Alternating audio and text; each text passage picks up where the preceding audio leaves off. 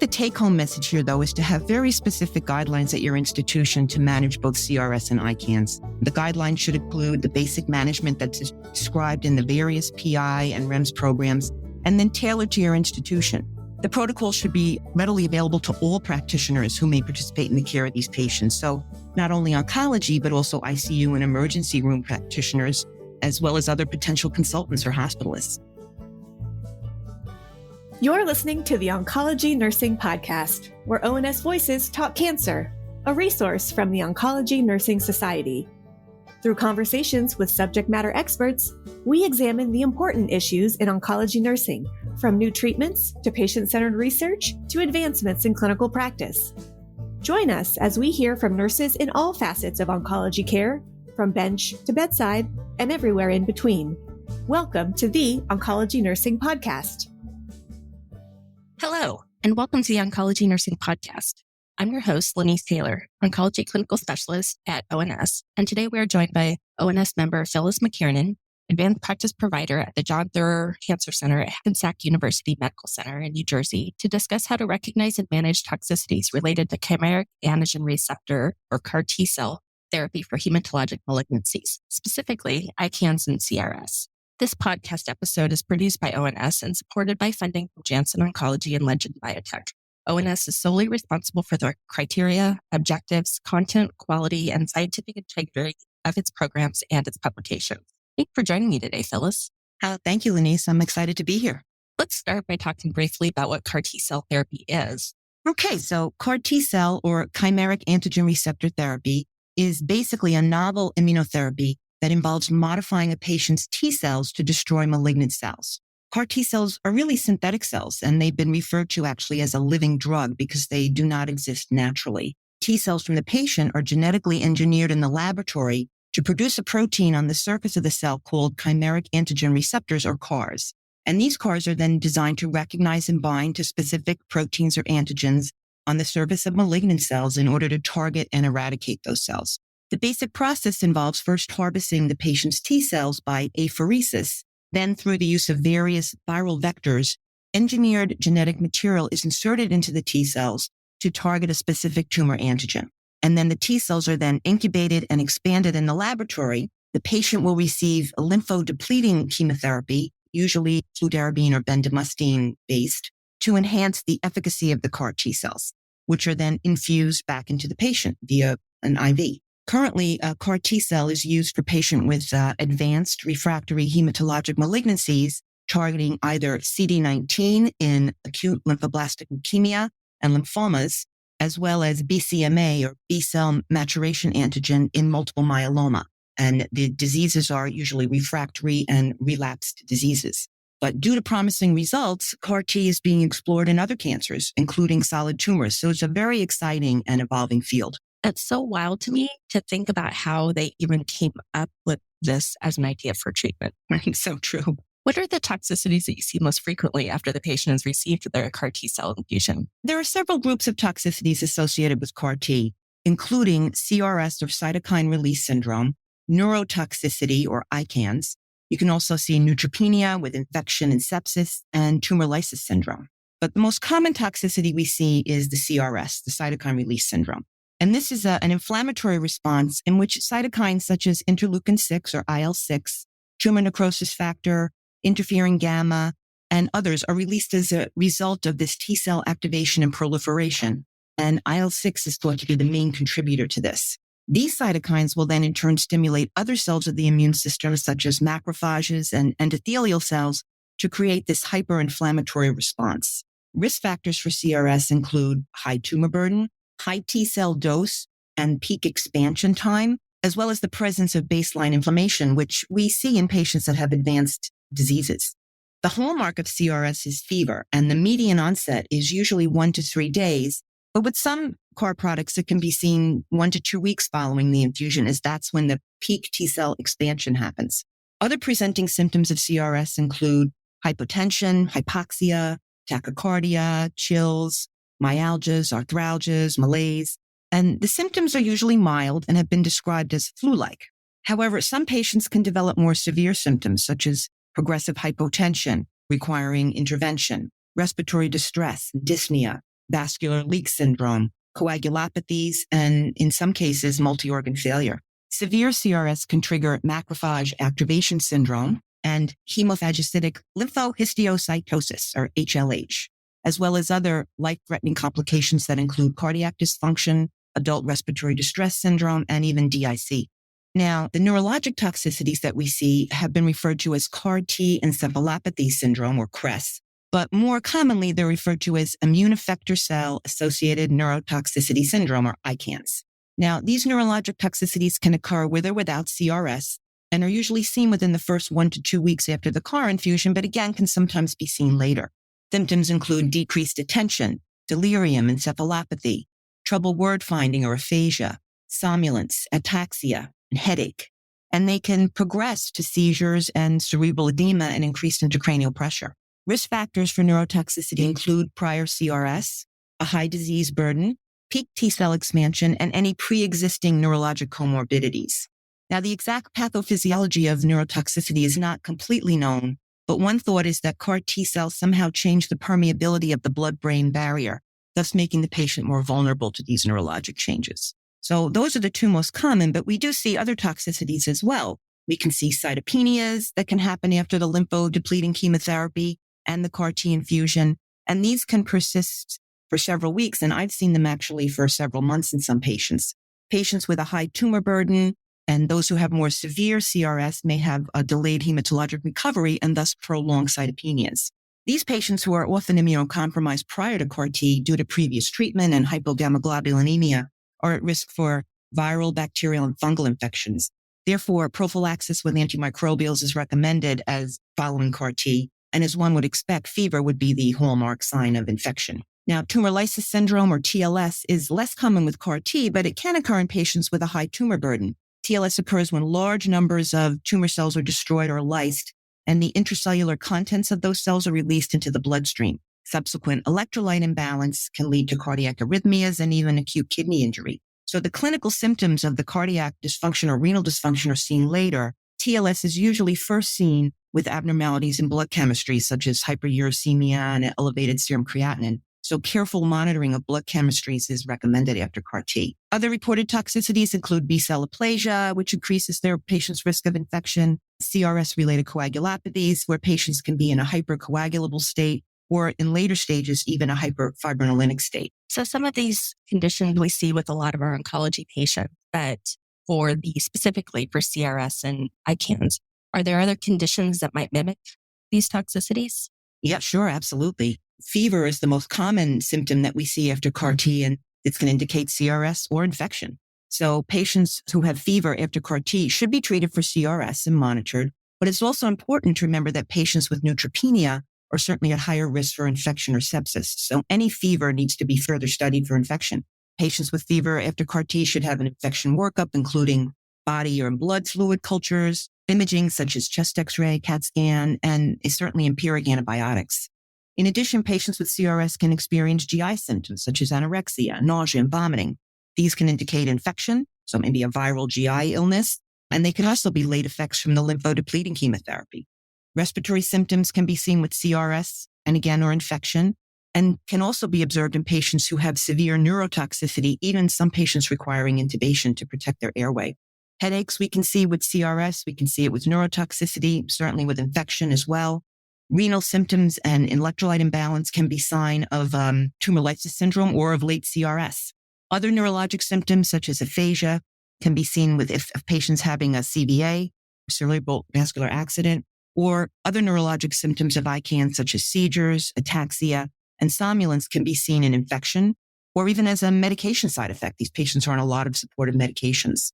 So all symptoms need to be investigated fully to determine their cause and thus the best management strategy, and not just simply assume that they're related to CAR T. Start looking for the horses before you start looking for the zebras. That's so true. You mentioned that we've got a couple of different targets that we're looking at with our CAR Ts. Are there differences in the toxicities experienced by patients who receive BCMA targeted therapy as opposed to those receiving CD19 targets? The toxicities themselves are really the same for either BCMA or CD19 directed therapies. We see neurotoxicity in CRS with both types. But when you compare the clinical trial outcomes with the different CAR T products, the reported frequencies are a little bit different. There was less neurotoxicity with shorter medium duration reported for the BCMA-targeted therapies than there were for the CD9-directed therapies. And occurrence for CRS was similar for both. But in general, the toxicities are very, very similar between both types of therapy. Let's move on to how we manage these therapies. Let's start with CRS. So CRS, like any toxicity after CAR T, is going to be managed by the severity of the symptoms. And it's important to know that each CAR T product has recommended therapeutic approaches that are elucidated in the REMS education programs. That's the risk evaluation mitigation strategies that are available and actually mandated for clinicians to review prior to working with each CAR T product. As with any CAR T associated toxicity, the symptoms of CRS need to be graded and using whatever scale is established by your institution, because accurate grading is really crucial to ensure that the toxicities are identified and managed consistently across the institution. Now, there were several grading scales that were used in the clinical trials, including the Lee Symptom Scale and the Penn Scale. But the American Society for Transplantation and Cellular Therapy, the ASTCT, has a recommended scale for grading CRS 1 to 4, with 1 to 2 being mild and higher being severe. In terms of the treatment guidelines, grade 1 or mild symptoms that are self-limiting, such as fever lasting less than 24 hours, mild headaches, myalgias, or malaise, can be observed and just treated with supportive care.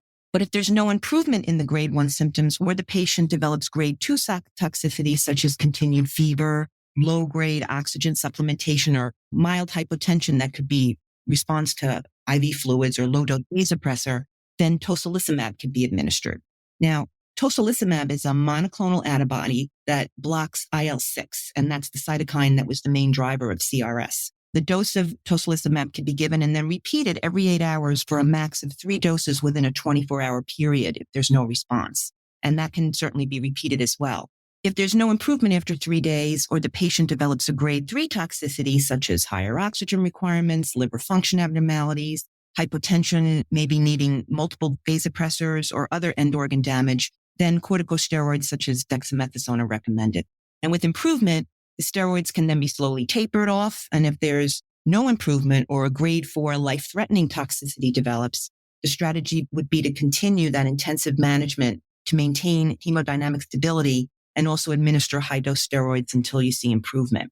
Now, there are alternative treatment options for patients with a poor response to standard therapy that include siltuximab, which is an IL-6 agonist, anakinra is an IL-1 receptor agonist that may be helpful in patients who have an increased interleukin-1 alpha. These are some of the cytokines that can be measured after CAR T. Etanercept or infliximab are TNF alpha inhibitors, and they can also be considered in severe life-threatening refractory CRS.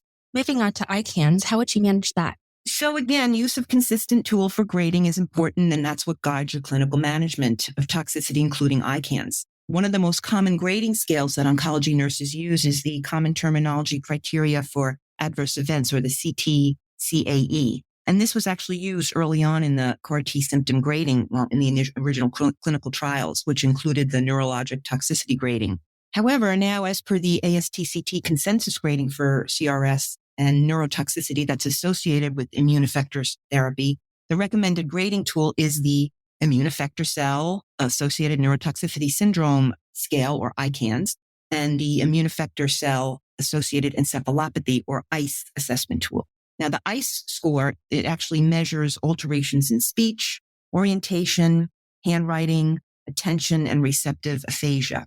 And this score is then incorporated into the ICANS grading system. So you would have an ICE score and then other criteria, then calculate the overall grade of ICANS, and then that would recommend.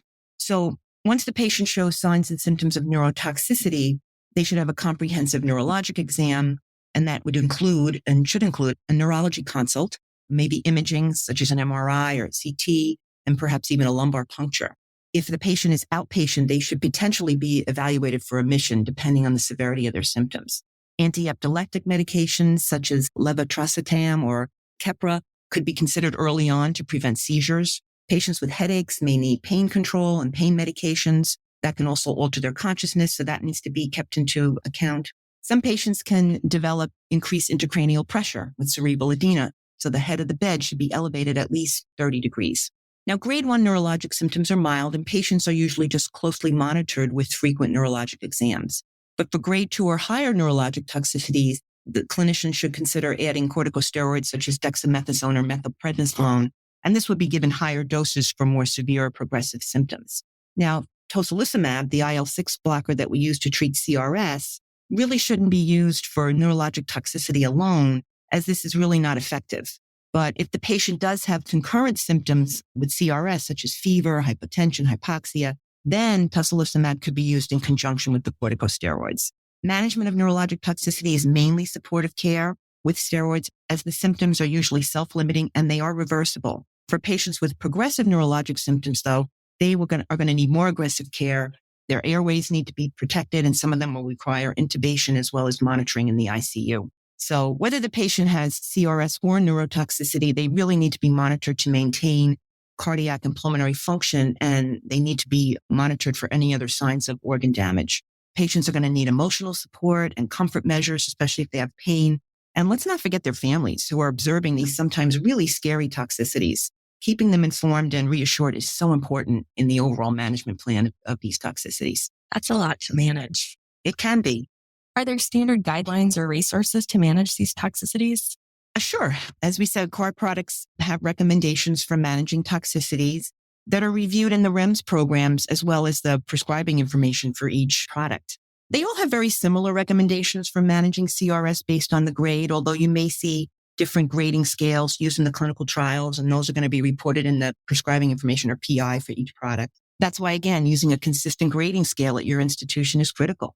The ASTCT grading scale for CRS is actually a modified version of the widely used Lee symptom scale, which now includes organ toxicity, so that is now being used at many institutions. But just to give you an example, sidocabtagene autoleucel or Cidacel, which is a BCMA-targeted CAR, the PI recommends using the ACTCT grading scale for grade 1 CRS, early onset fever within 72 hours. You should consider tocilizumab.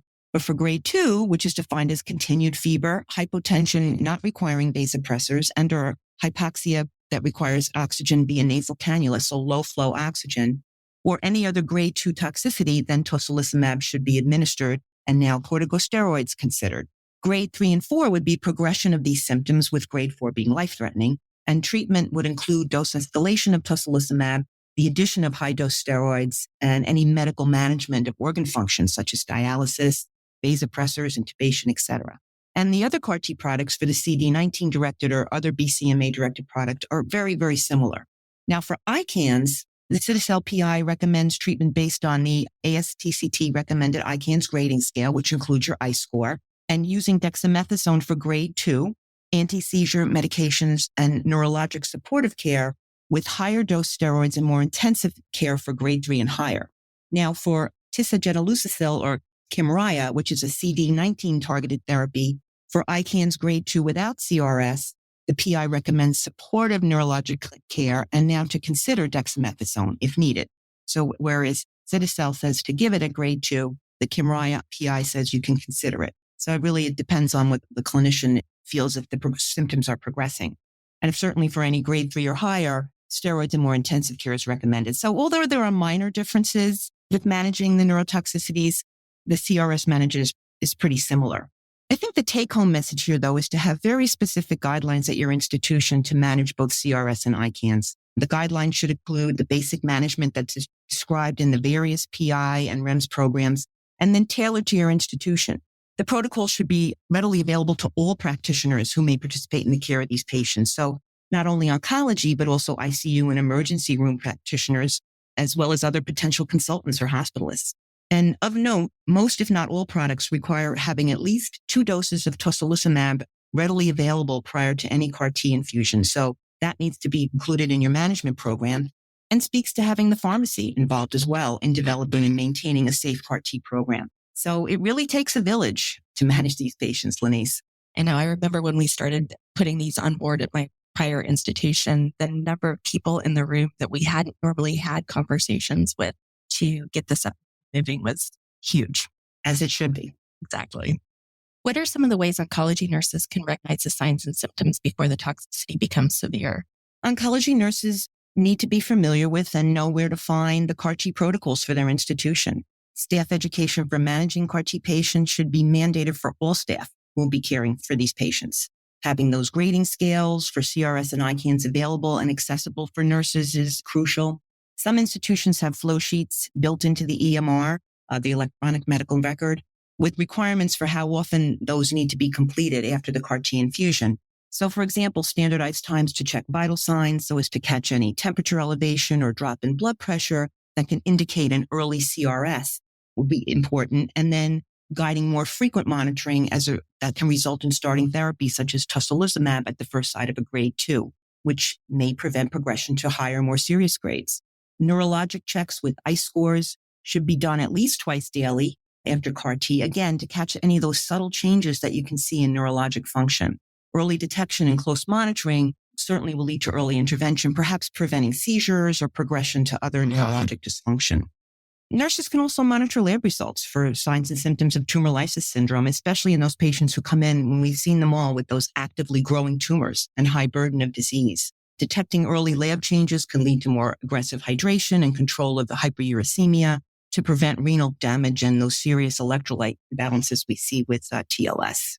And because patients with CRS or ICANS have other organ toxicities, nurses should really be monitoring all organ function and alert a team with any changes. Monitoring and reporting things like GI symptoms such as abdominal pain or diarrhea, respiratory symptoms such as cough or dyspnea, renal symptoms such as change in urine output, hepatic symptoms, maybe presence of jaundice, are just a few examples of symptoms that can indicate changes in organ function, and that when therapeutically managed early could prevent further damage and prevent the need for more aggressive care. So nurses certainly play a huge role in the early detection of these toxicities that can prevent patients from having more severe symptoms.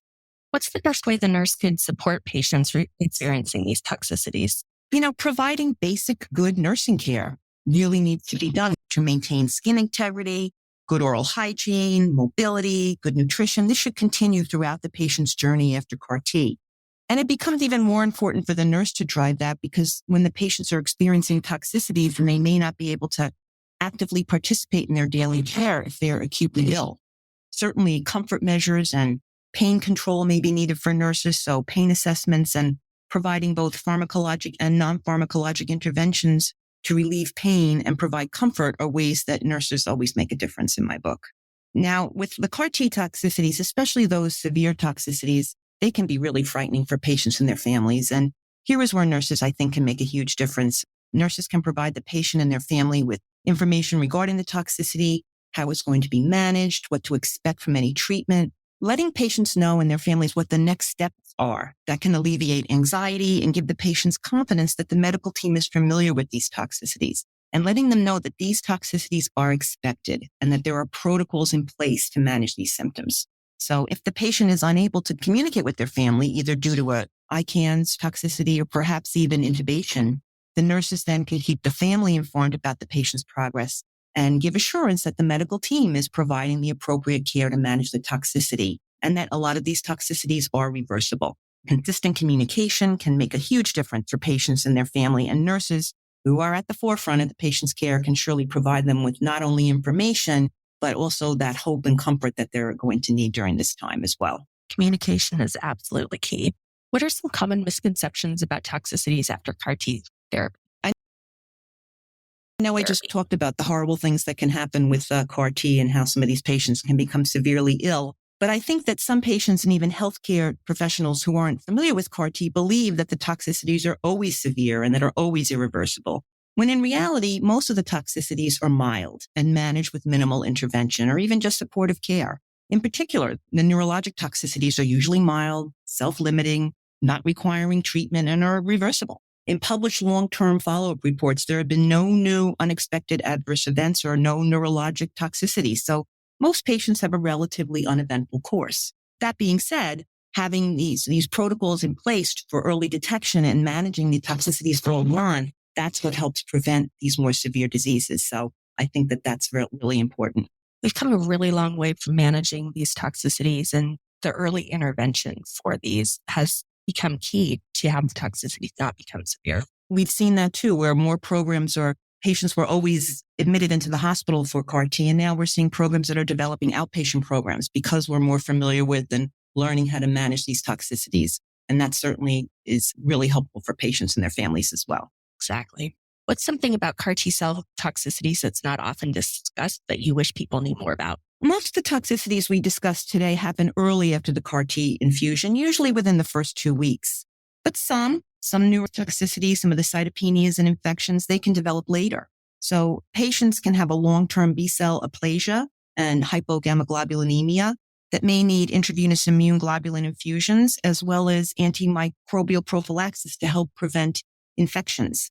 Patients may lose immunity to various childhood diseases and infections, and vaccine-related titers should be checked 3 to 6 months after CAR T to see if they need to be revaccinated against diseases such as tetanus, diphtheria, hepatitis, varicella, measles, to name a few. And there are published guidelines to aid clinicians to determine the need for a vaccination post-CAR T, including the ASTCT as well as the CDC. Cytopenias can last for several weeks after CAR T, and patient may still need transfusion support and growth factor support. In general, patients need to be monitored frequently by experienced providers who are familiar with the signs and symptoms of CAR T toxicities for at least 8 to 12 weeks after CAR T, and then have periodic evaluations after that, depending on their clinical course. All right, just a couple more questions for you. And these are ones that we ask most for guests. What additional training or education do oncology nurses need to understand or manage CAR T cell therapy toxicities? Most institutions with CAR T cell therapy programs are done in conjunction with an established hematopoietic stem cell transplant program or a hematologic malignancy program. So nurses within those programs are very familiar with dealing with some of these things because they happen with our care and the patients who are having hematologic malignancies. But they should receive specialized training with an additional focus on the various stages of the CAR T therapy process, including the collection of T cells, administration of the CAR cells, and as well as how to recognize and manage toxicities. Additionally, nurses are also required to complete the product-specific REMS trainings, which would include management of toxicities. Some hospitals also provide continuing education and annual competencies around CAR T cell therapy, which also include toxicity management. Education requirements now can vary based on the nurse's role, such as the apheresis nurse or the nurse who administers the CAR T and monitors the patient in the immediate post-CAR T time period, or those nurses who are seeing patients later on, as well as the nurse navigator who prepares the patient for CAR T. So the education can kind of be tailored to their roles. And it needs to be also provided to nurses who encounter these patients, such as in the ICU or the emergency room department. What are some additional resources for patients and providers who want to learn more? There are great resources available for patients and nurses. The ONS particularly has a lot of resources. They offer a free course on patient education and symptom management, as well as other resources on their website, such as articles, huddle cards. They have some links and some patient education handouts on the timeline for CAR T therapy, and also signs and symptoms of things like cytokine release syndrome. So I think ONS, their website is a great wealth of information, including these podcasts that we've been doing as well. I think that's very helpful. There are professional organizations such as Leukemia Lymphoma Society, American Cancer Society, the NNRF or Multiple Myeloma Research Foundation, which has great information for patients, as well as videos to help understand toxicities associated with CAR T, just to name a few. The ASTCT also has great information on their website. They developed the consensus grading. They have publications on managing toxicities. So very, very helpful. The NIH also, National Institutes of Health, their website has a lot of good patient information as well as information for providers. Individual product manufacturers of the CAR T products have specific resources for patients and nurses also. That could be very, very helpful. Phyllis, this has been great. Do you have any final comments for us? Just to sum it up, CAR T is a very promising therapeutic strategy for patients with advanced hematologic malignancies, and there are continuing efforts to make it accessible to more patients who are in need. And there's also work that's being done to determine efficacy in solid tumors, as well as do we do CAR T earlier in the patient's timeline before they become advanced and relapse and refractory. So there's a lot of work that's being done. So this is going to expand the need for clinical expertise in the management of these patients. With an established CAR T program that has processes and strategies in place to manage toxicities, the providers can recognize and address symptoms early on, and this can decrease the risk of serious adverse events following CAR T. Staff education, including those staff that may not be on the oncology unit, needs to include the use of grading scales and algorithms for managing the CAR T toxicities, and the resources need to be accessible on the unit or in the EMR to assist any staff who's managing these patients. Having CAR T in our therapeutic arsenal is really a source of hope for patients with these otherwise terminal illnesses. And a lot of times this is their last hope. So to successfully manage their toxicities through early detection, consistent grading, vigilant monitoring, and standardized care plans are crucial to the success of any CAR T program and can also help reduce the risk of the severe adverse effects and hopefully improve outcomes for our patients. Thank you so much for joining us today and for sharing your knowledge. Oh, thank you very much for inviting me. Thank you for listening to the Oncology Nursing Podcast. Tell us about your favorite part in this episode by leaving a review wherever you download your podcast. For more resources and information about oncology nursing, visit us at ons.org or voice.ons.org. The ideas and opinions shared in this episode represent those of the guest and not necessarily ONS.